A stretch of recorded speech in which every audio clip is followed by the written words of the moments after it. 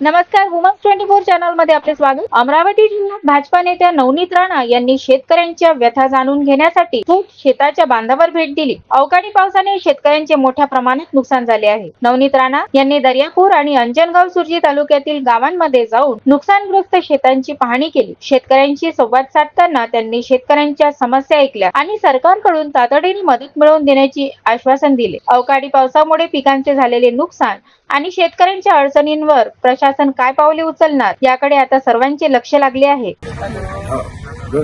दादा नमस्कार, मंत्री महोदय नमस्कार।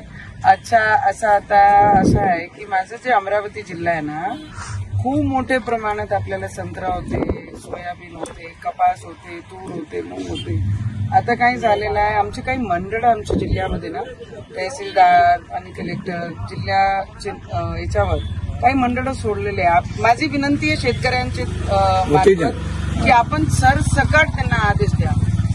हा हा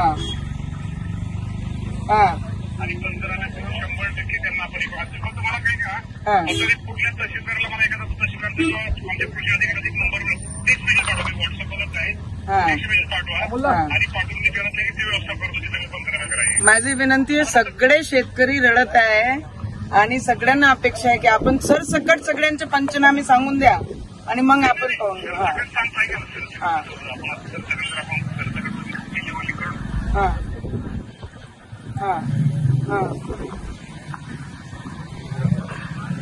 ठीक आहे ना।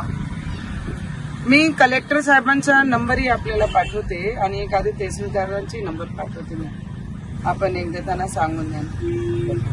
आपल्या पूर्ण अमरावती जिल्ह्यातच खारपान पट्टा आहे, संत्र्याचा भाग आहे, सोयाबीन आहे, सगळं आहे। मी तुम्हाला डिटेलच पाठवते। खूप खूप फक्त आमच्या शेतकऱ्यांची दिवाळी अंधारात जाऊ देऊ नका, बाकी सगळं चालते आम्हाला।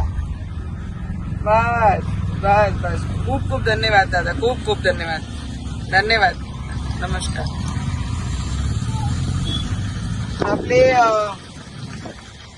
आपले आताच कृषी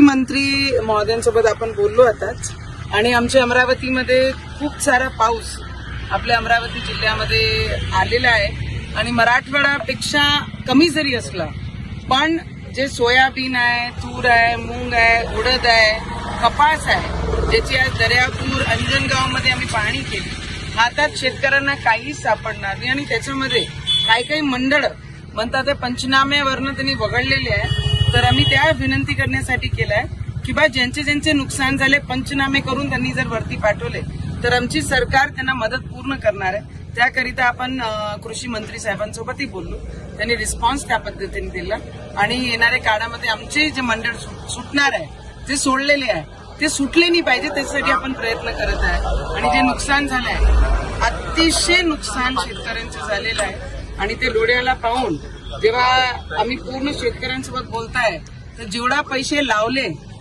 ते गेलेच, पण जे खराब झाले पीक त्यांना काढण्यासाठी त्याच्यापेक्षा जास्त पैसे आम्हाला लावायची वेळ आलेली आणि हातात काहीच सापडणार नाही।